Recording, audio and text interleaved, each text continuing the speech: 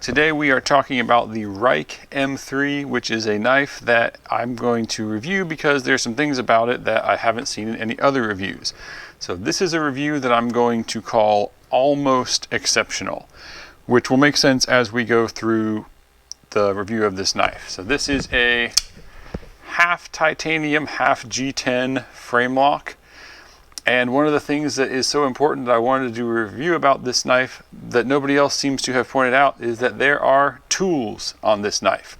So this on the blade here is a 3/8 wrench.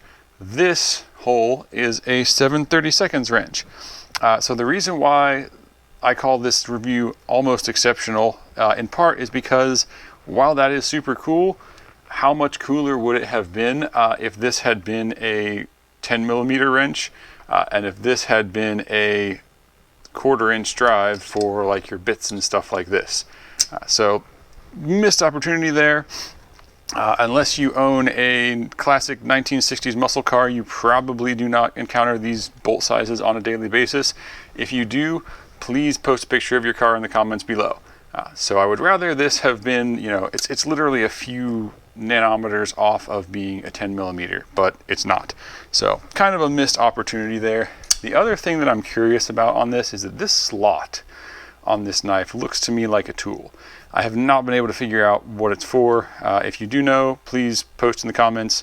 Let me know if I've missed something about this knife, but otherwise just a kind of a cool looking slot. This knife is super steampunk. I love the patinaed look on the titanium here.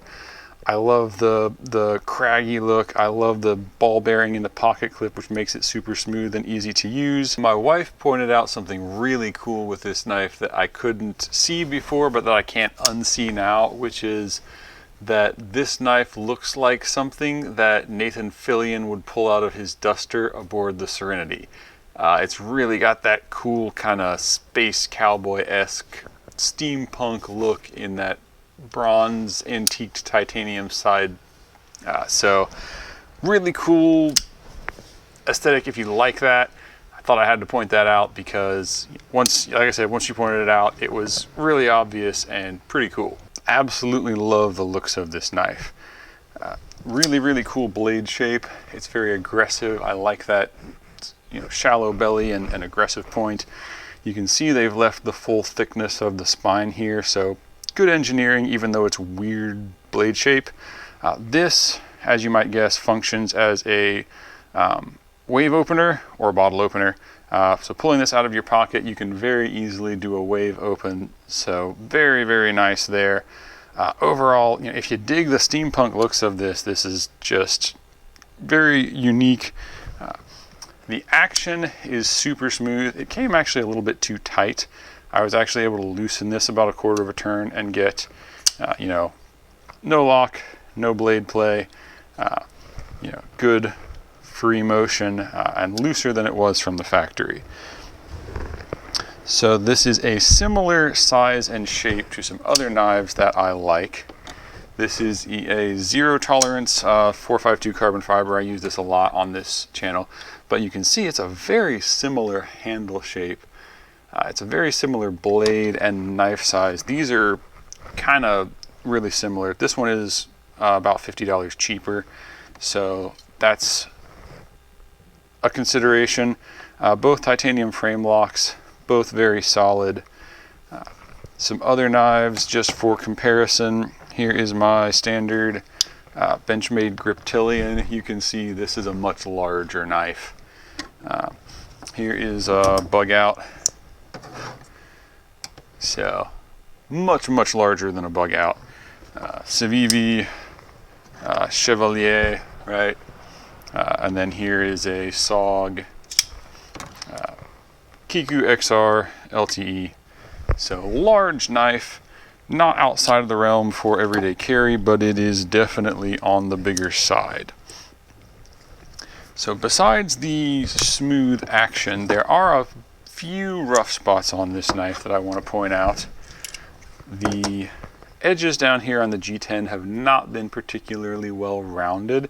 It's not as noticeable on the titanium because it's so smooth, but this, you know, because there's more friction to G10, you can feel those a little. It really wasn't a problem when I was doing my cutting testing, so repeated cutting with this, it didn't really bother me, but it's not as smooth as it could be. You know, getting used to knives like this 0 tolerance with no sharp edges, I noticed it, but it didn't give me any problems. One thing that was a bit of a problem was this pivot pin. So that pivot pin that looks so cool and is so cool actually did raise a hot spot when I was cutting hard things with it.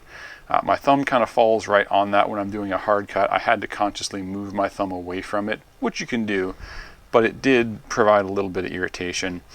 The jimping on here on the back is spectacular. They've really beveled this a lot so that it's far more comfortable than the jimping on most knives. It's polished.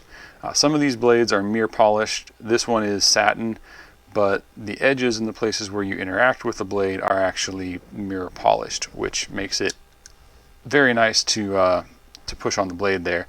The frame lock is one of the most stable ones I've seen. Even when I unlock it here and push on it with 2 thumbs, there is hardly any motion at all there. It's very, very sturdy. This might be the sturdiest frame lock I've ever encountered as far as stability goes and my confidence in that lock. Edge retention, 154 cm steel on this one. Edge retention was good at 250 cuts, so definitely above your mid-range knife edge retention. Not the best I've ever tested, but very good there. The edge on this also is very shallow, so they've brought the bevels way up high, and instead of a steep edge, they've made a very shallow edge on this knife, which means it slices through things very easily. And they were able to do that because of the good heat treat on the 154 cm steel. So they're able to get good edge retention even on hard objects with that thin bevel, and it's very nice. Obviously a large knife. Let's look at the weight here. Weight here is only 4.6 ounces. If you compare that to like the 0 tolerance, 4.3 ounces. So it's right in the range of where I would expect this to be, and pretty lightweight for such a large knife. The G10 obviously on half of it keeps the weight down, and that's a good thing because it is a large knife. Let's get into disassembly. So we have T8 on the pivot here, and it's T8 on both sides, so it shouldn't be a problem with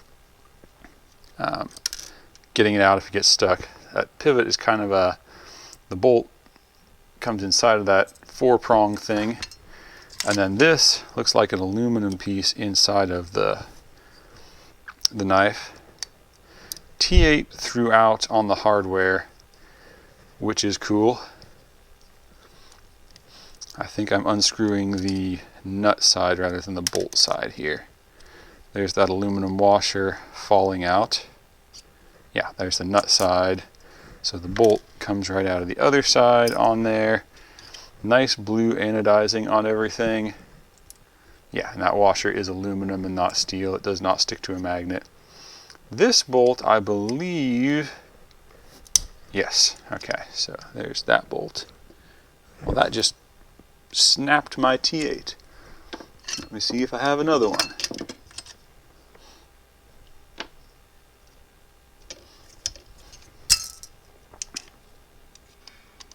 My other T8. Okay, there we go. Very, very tight on that bolt. But this bolt is also the bolt for the pocket clip, so it's good that that's tight. Kind of cool design there. I was worried that you'd have to disassemble the pocket or the whole knife to get the pocket clip tightened, but you don't. There is the knife here. One thing I like about the way they've done this, that's stuck on there. They have given a metal steel insert inside the G10 here to really beef up this side of the knife. And there are a lot of bearings in the pivot. So you can see that's almost an entire double row of bearings on that. And they are ceramic bearings. Let's pop the pivot out. So same setup on this side. Pivot bolt inside of that washer deal there.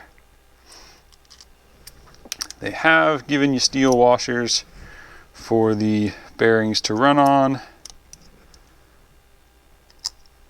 There that is. It's recessed into the titanium, but not fully. That is a relatively thin handle because they put washers on either side.